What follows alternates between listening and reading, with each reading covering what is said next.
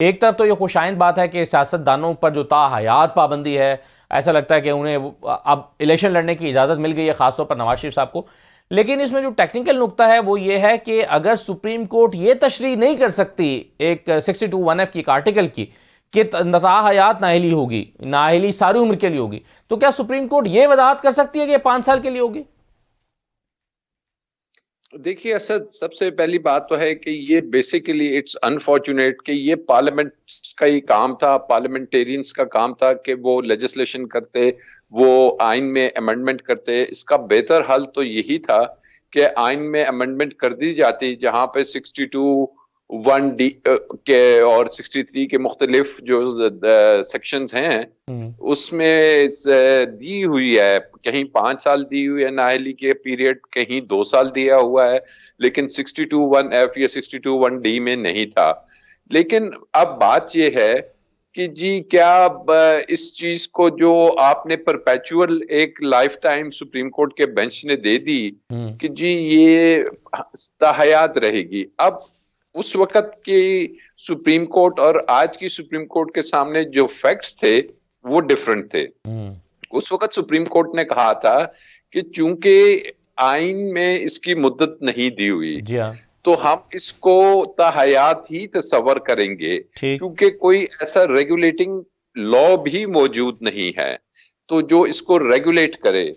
तो उसके बाद हम देखते हैं कि एक केस का फैसला हुआ जिसमें supreme court rules and procedure का, जो कि अगेन आइन के एक आर्टिकल के तहत सिर्फ सुप्रीम कोर्ट की डिस्क्रिशन है कि वो उसमें रूल्स बनाए अपने, लेकिन उसको उन्होंने एक कानून के जरिए supreme court rules and procedure act 2023 के जरिए उसमें रेगुलेट किया, अपील का राइट दिया और बाकी चीजें।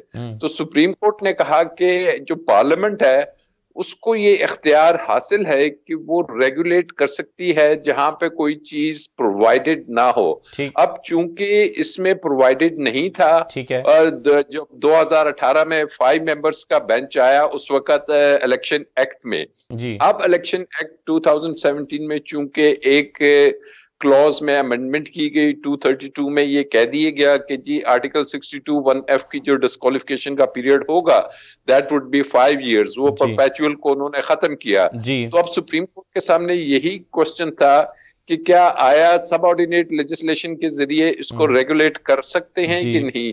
और गालबन तकरीबन यही बेंच था जिसने वो भी फैसला दिया था। अब तो मुतवक्का फैसला यही था कि सुप्रीम कोर्ट दोबारा अपने पहले वाले फैसले से अलहदा एक फैसला नहीं ठीक है। देंगे।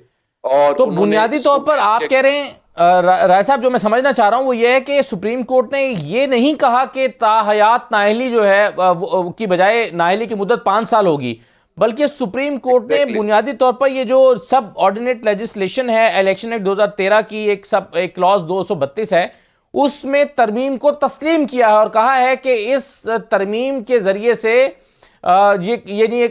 62(1)(f) डिफाइन हो गया है, ये रेगुलेट हो गया है, इसका एक टाइम पीरियड आ गया। अभी हमने जजमेंट डिटेल में तो नहीं देखी, but that is the only way कि अगर सुप्रीम कोर्ट ये बिल्कुल नहीं कह सकती कि इसकी 5 साल होनी चाहिए, 7 साल होनी चाहिए, 10 साल होनी चाहिए, ये किसी भी अदालत को इख्तियार नहीं है। ये इख्तियार सिर्फ उस जिसको कहते हैं ना पार्लियामेंट का है, जिसका वो सुप्रीम कोर्ट ने कहा भी कि जी इतने लोग पार्लियामेंट में बैठे हैं, हम उनके विजडम को कैसे चैलेंज कर सकते हैं। और ऑल दो के अनफॉर्चुनेटली वही पार्लियामेंट की सेनेट के अपर हाउस से हमने देखा कि जी उन्होंने तो इलेक्शन को ही एक आइन से हटा के डिले करने की बात कर दी, जो आगे चल के आपका टॉपिक है। बट ओवरऑल ये एक ऐसी जजमेंट है कि जिससे अब ये डिक्लेरेशन किसी शख्स को कोर्ट को देना बड़ा एक मुश्किल काम है कि जी ये सादिक है, ये अमीन है, ये नहीं है। और अदालतें डिक्लेरेशन तो दे सकती हैं, लेकिन एक होती है नेगेटिव डिक्लेरेशन कि जी ये शख्स अच्छा मुसलमान नहीं है, ये शख्स सादिक और अमीन नहीं है।